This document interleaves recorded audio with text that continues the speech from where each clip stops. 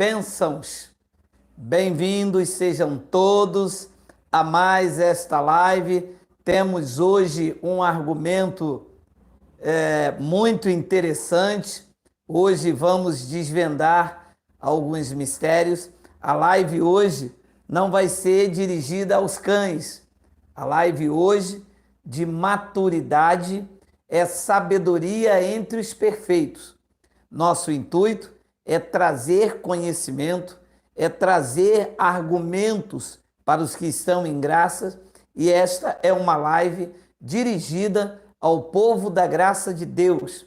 É uma live onde vamos ter conhecimento. Pedi minha esposa, por favor, para ligar ali a energia. Me desculpe, cheguei corrido do trabalho, quase que não deu tempo da gente arrumar aqui a localização. A nossa live hoje é um argumento precioso.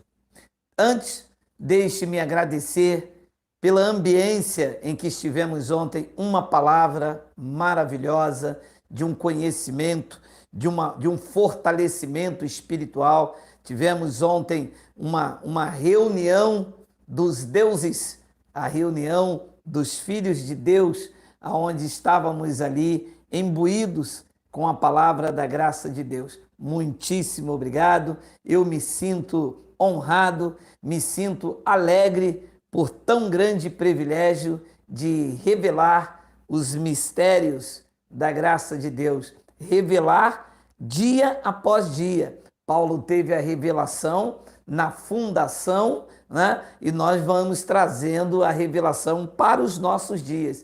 Existem muitas coisas que nós vamos descobrindo que é para o nosso tempo, né? Pois bem, amanhã, deixa eu dar um recado aqui, amanhã às 8 horas minha esposa está no Graça Sem Retoque, ao vivo. Nós aguardamos vocês. Existe uma expressão de Paulo em Gálatas, vamos ler Gálatas capítulo 2, eu quero ler com você. Epístola de Paulo aos Gálatas, no capítulo de número 2, versículo de número 20. Logo, já não sou eu quem vive, disse Paulo à igreja dos Gálatas, mas Cristo vive em mim. E esse viver que agora tenho na carne, vivo pela fé no Filho de Deus, que me amou e a si mesmo se entregou por mim. Pronto. Esta é uma live dirigida ao povo da graça de Deus. Sabedoria entre os perfeitos. Esta é uma frase de Paulo aos Gálatas. Esta é uma frase de Paulo que pregava o Cristo ressuscitado. Esta é uma frase de Paulo que já tinha ido ao terceiro céus, segundo diz lá a epístola. Já tinha recebido a revelação da graça. Esta é uma epístola de Paulo que tinha dito já aos coríntios que a ninguém conhecemos segundo a carne. Ora, e disse Paulo, e se ninguém conhecemos segundo a carne, agora já não conhecemos Cristo deste modo. Ora, se não é para conhecer a Cristo segundo a carne, como é que Paulo está vivendo que vive pela fé no Filho de Deus?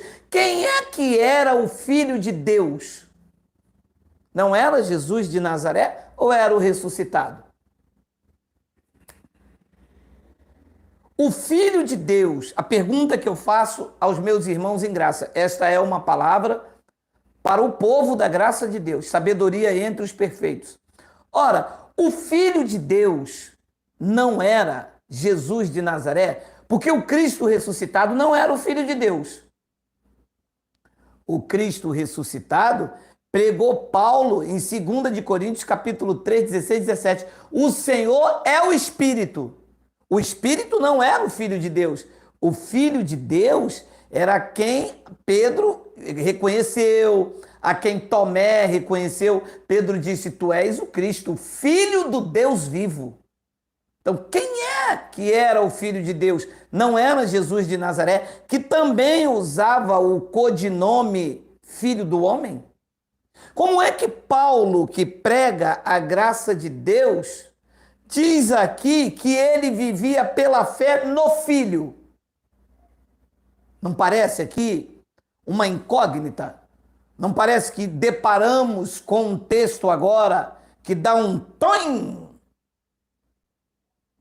Então, como que o povo da graça de Deus pode dizer se Jesus é Deus, se o homem que trouxe a revelação da graça diz que ele aqui é filho? Ora, ou ele é filho ou ele é Deus. É Deus? Por que Paulo chama de filho? É filho? Então temos que admitir que é dois Deus. Ou então Jesus não era Deus? Agora ele diz aqui que vive até aquele momento. Paulo vivia pela fé no Filho de Deus? Como explicar isso? Depois tem uma outra passagem, Hebreus, capítulo de número 1, versículo de número 1. Havendo Deus outrora falado muitas vezes e de muitas maneiras aos pais pelos profetas, olha o que disse o versículo 2. Nestes últimos dias nos falou pelo Filho. Para mais uma vez aqui. O Filho de Deus continuava a falar com Paulo e com os hebreus? Ele não ressuscitou?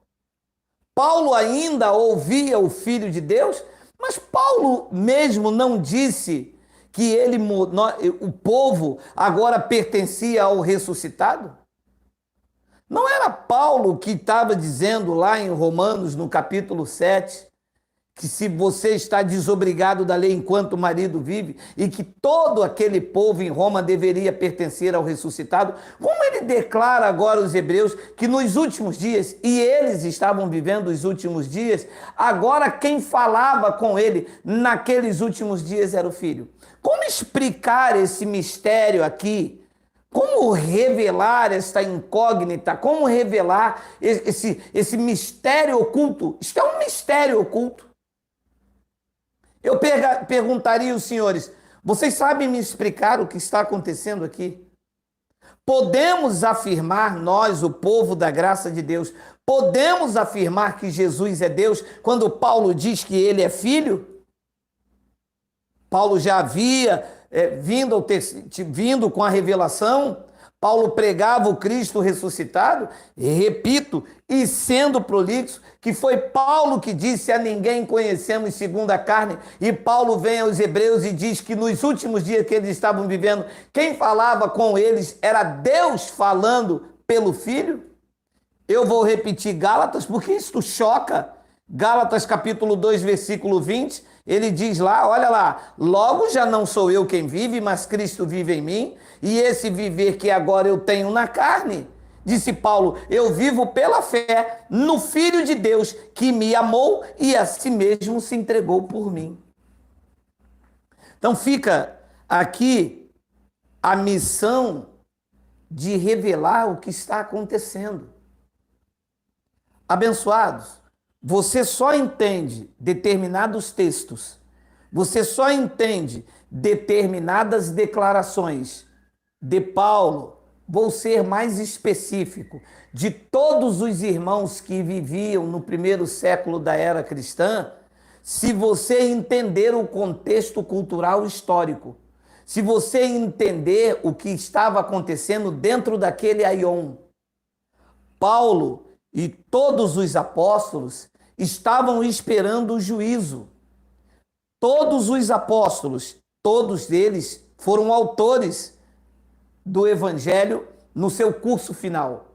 Judas, João na ilha de Pátimos, Tiago, Pedro, todos eles, no decurso daquela geração que estava se fechando, todos eles, incluindo Paulo, que viveu na mesma geração, estavam vivendo na fé, na expectativa, aguardando o juízo, que era a última manifestação do Filho de Deus, que não era uma manifestação física, mas era em juízo que traria benefícios para os irmãos que viviam no primeiro século cristão.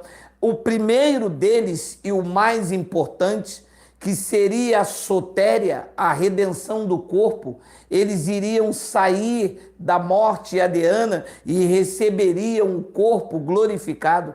Paulo vivia nessa expectativa, nesta fé.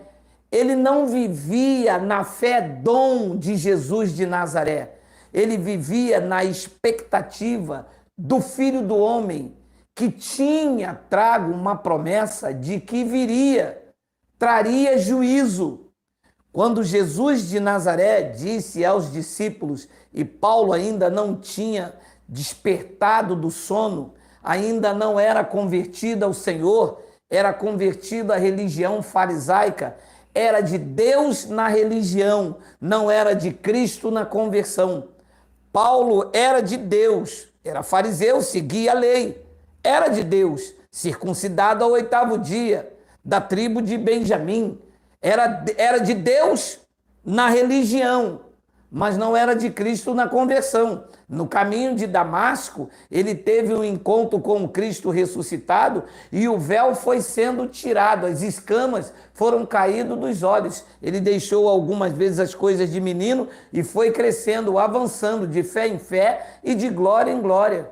Então, quando Paulo disse, eu vivo na fé, não era no fé dom, ele vivia na expectativa do Filho do Homem, do Filho de Deus, que havia lançado uma promessa em Mateus 24:34, que viria naquela geração. Era esta a expectativa de Paulo e de todos os apóstolos e também dos irmãos da primeira era do século cristão. Por que é que Paulo chamava de Filho de Deus? Porque a manifestação de Jesus de Nazaré ainda não tinha se encerrado. Corporeamente, sim, ele não estava mais presente, ele tinha sido assunto aos céus, o seu corpo não poderia ficar nesta terra, não era produto desta terra, foi produzido pelo Espírito Santo no ventre de Maria e por isso, sendo maior profeta do que Moisés, não poderia ficar nesta terra. Desintegrou-se nas nuvens. Moisés, um dos maiores profetas e líder da igreja lá de trás, por assim dizer, Deus ocultou o seu corpo aonde ninguém achou. Mas Moisés era produto desta terra, era fruto de um homem e da junção de uma mulher. Deus escondeu na terra, num local onde ninguém achou. O profeta Jesus de Nazaré, não. O profeta Jesus de Nazaré, ele era fruto do Espírito Santo, foi gerado no ventre da Virgem pelo Espírito Santo. Então, havia uma última manifestação. Esta manifestação não era física, era uma manifestação em juízo. Ele disse, vocês vão ver o Filho do Homem, era um codinome usado por Jesus de Nazaré, para eles saber que aquele que foi rejeitado pelos seus haveria de pedir conta a Jerusalém. Jerusalém iria passar pelo juízo. Havia 2 juízos a ser exercido. Na verdade, um seria a leitura de uma sentença, porque ele disse, quem crê e for batizado, e era o batismo do Espírito, será salvo. Quem não crê será condenado. Ora, quem está condenado não precisa passar pelo juízo. Então, esta manifestação era para os já condenados, os filhos da perdição. E a outra manifestação era para os judeus que seriam julgados segundo as suas obras. Então, mesmo Paulo está pregando o ressuscitado, mesmo Jesus ter ressuscitado, Paulo ainda vivia na expectativa, vivia na fé, aguardando a manifestação do Filho do Homem, que se daria no juízo, como aconteceu na parousia em 70 DC. É o que disse Paulo mesmo em 1 de Coríntios, capítulo 15, a partir do versículo 22, desfrutem. Porque assim como em Adão todos morrem, assim também todos serão vivificados em Cristo. Versículo de número 23. Cada um, porém, por sua própria ordem. Cristo, as primícias, depois os que são de Cristo na sua vinda, e então virá o fim. Quando é que o fim viria? Preste atenção, quando ele entregar o reino ao Deus e Pai. Pode parar! Sabedoria entre os perfeitos, só fica o povo da graça. Manda esse camarada que já entrou aí de paraquedas se esborrachando para lá. Significa que nos dias de Paulo, a revelação em decurso, o filho ainda detinha o reino. O filho. Então virá o fim, quando ele entregar o reino ao Deus e Pai. Ele se refere a quem? Se Deus e Pai, se refere a quem? Ao filho. Então, o filho ainda estava reinando. A manifestação de filho ainda estava acontecendo. Esta manifestação terminaria quando viria o fim. O fim de quê? Da humanidade? Não. O fim de quê? Da vida terrestre? Não. O fim do aion. O fim daquela geração. O fim dos séculos. O fim daquele sistema das coisas removíveis, o céu e a terra, aquele governo, aquele amparato, todo iria passar e ele iria fazer novos céus e nova terra, novo governo, uma nova aliança estabelecida a partir de 70 DC. Então Paulo disse, então virá o fim. Quando ele entregar o reino ao Deus e Pai, e quando houver destruído todo o principado, bem como toda a potestade e todo o poder. E foi.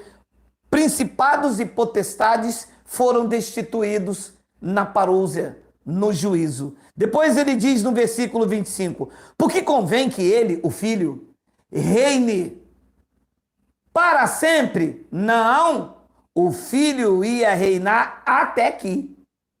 Até que quando? Até que haja posto todos os inimigos debaixo dos seus pés.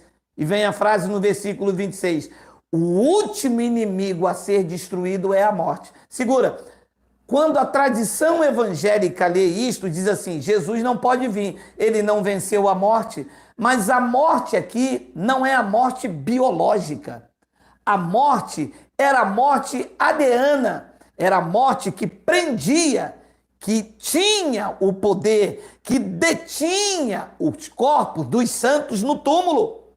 Então, em 70, quando viesse o juízo, e ele reinaria até juízo, disse Paulo, ele reine até que os inimigos sejam postos debaixo dos seus pés. E o último inimigo a ser destruído seria quem? A morte, a sepultura, a morte adeana. Lembra do que ele disse a Pedro? Pedro, tu és Petrus, mas é sobre esta pedra que você vai edificar a minha igreja, e as portas do Hades. Encaixou.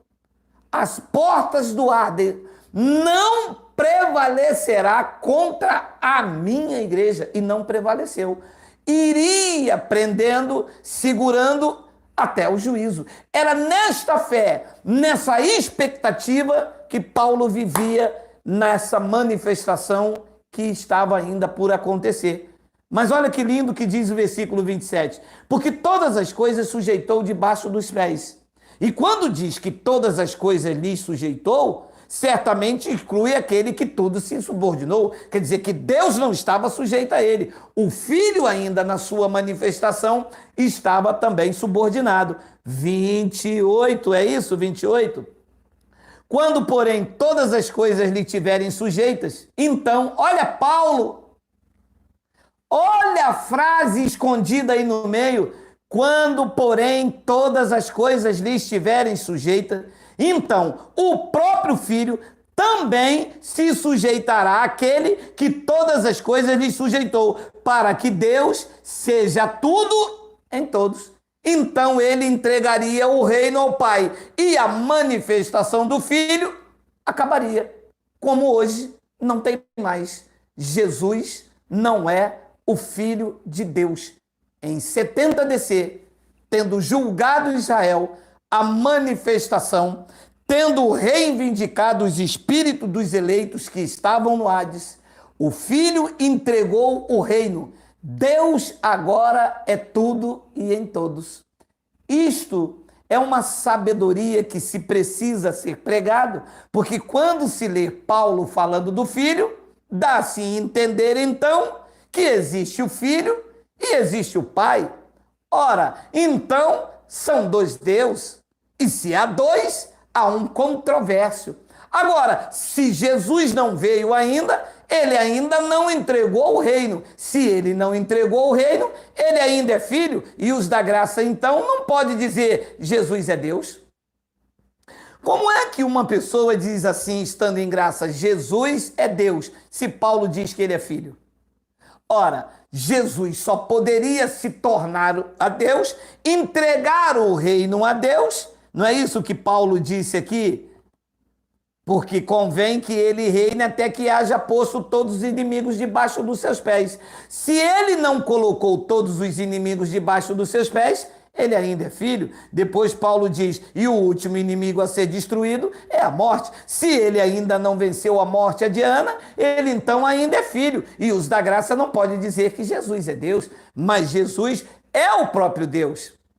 Ele julgou Israel. Ele reivindicou os espíritos dos eleitos. Ele venceu a morte de Ana. A morte hoje, no náculo terrestre, o meu espírito não passa por juízo e nem fica retido no Hades. O meu espírito retorna imediatamente a Deus por causa da bendita manifestação que aconteceu em 70 DC, julgando Israel segundo as suas obras, segundo as suas práticas, trazendo a condenação a todos os filhos da perdição e trazendo o gozo eterno para todos aqueles que viriam depois daquele maravilhoso evento.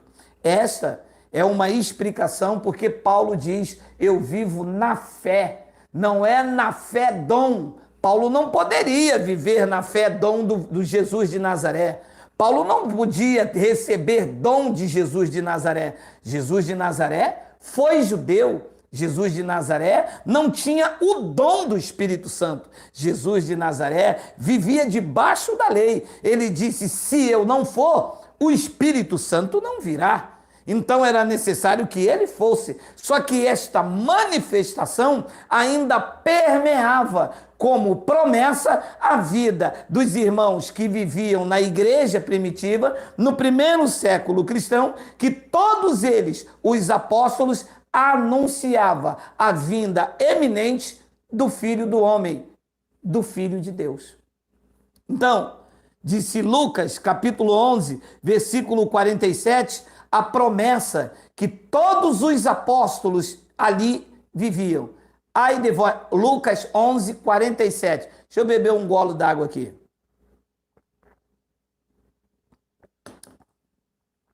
Ai de vós, Lucas 11, 47. Porque edificais os túmulos dos profetas que vossos pais assassinaram? Assim, sois testemunhas e aprovais com cumplicidade as obras dos vossos pais, porque eles mataram os profetas e vós lhe edificais os túmulos. Por isso, também disse a sabedoria de Deus, enviar-lhe-eis profetas e apóstolos, e algum deles matarão, e a outros perseguirão, para que desta geração... Parar! Qual era a geração que Jesus estava se referindo? A dele, para que desta geração se peçam conta do sangue dos profetas derramado desde a fundação do mundo. A pergunta que eu faço é, Paulo viveu na minha e na tua geração, ou Paulo também estava vivendo naquela geração? Naquela geração. E Paulo, como judeu, hebreu dos hebreus, da tribo de Benjamim, Paulo, que era ferrenho seguidor da lei, segundo a lei, perseguidor, o zelo que havia na lei, perseguidor da igreja, Paulo fariseu. Paulo sabia desta promessa aqui, Paulo sabia que aquela geração iria prestar contas?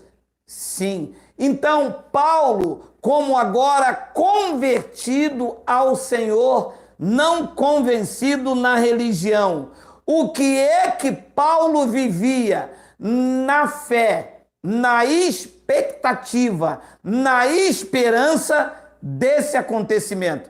Este acontecimento estava sobre o júdice do Cristo ressuscitado, que era a manifestação para a igreja do novo pacto composta de um só corpo, judeus e gentios, ou esta manifestação estava sobre o júdice, sobre a autoridade, sobre o comando do Filho do Homem. Do Filho do Homem, Paulo disse, esse viver que eu tenho na carne, não no espírito, eu vivo sobre a fé no Filho de Deus, na manifestação, na expectativa, no juízo que virá, da onde o meu corpo receberá a manifestação, o corpo glorificado, a redenção. Mas Jesus continuou falando, versículo 51, desde o sangue de Abel ao de Zacarias, que foi assassinado entre o altar e a casa de Deus, sim, eu vos afirmo, contas serão pedidas a esta conjugação verbal deixa o homem de quarta série ensinar se os doutores se meter nessa pregação, que isto é para o povo da graça de Deus avançar no conhecimento. Esta geração não é esta que eu estou falando. Isto aqui está lá no passado. Para nós virou história. O que está no passado, uma vez aqui escrito e registrado, para nós virou história. Isto está no pretérito. Passou. Jesus aqui sequer tinha morrido. Calcula-se então que ele está com 30 a 33 anos, porque morreu aos 33. Então, isto aqui que eu estou lendo não é Evangelho, uma boa notícia escrita hoje. Isto é história. Isto estava lá no passado, isto já aconteceu. Isto é pretérito. Então ele diz, desde o sangue de Abel até o de Zacarias, que foi assassinado entre o altar e a casa de Deus, sim, eu vos afirmo, contas serão pedidas a esta geração. Paulo estava vivendo em qual geração? Naquela. Pedro estava vivendo em qual geração? Naquela. Tiago estava vivendo em qual geração? Naquela. E todos eles estavam vivendo em que expectativa? Aquela. Todos eles estavam vivendo em que fé? Em que esperança? E o que eles aguardavam? O que a igreja do primeiro século aguardava? Esta manifestação.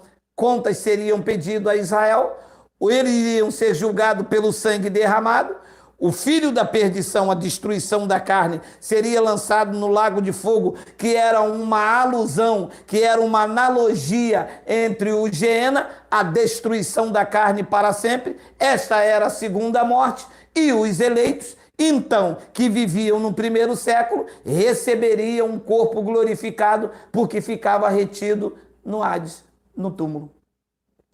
Isto. Mas dá um nó na cabeça dos bebês, que eles não conseguem de maneira nenhuma entender que o que nós apresentamos são fatos consumados, não empurrando o que já aconteceu para frente. Bom, se levarmos isto para frente, Jesus é o Filho de Deus. E Paulo entra em conflito. Se não pensarmos assim, com esta sabedoria ativada, Paulo está pregando Jesus de Nazaré e tendo fé nele. Capite? Benevere. Se nós não entendermos assim, Paulo entra em conflito quando diz, a ninguém conhecemos segundo a carne. Deixa eu ver se tem aqui. Deixa eu ver aqui. 2 de Coríntios, rapidinho. Não demora não, é rápido. Esse programa aqui, eu vou dizer uma coisa para vocês.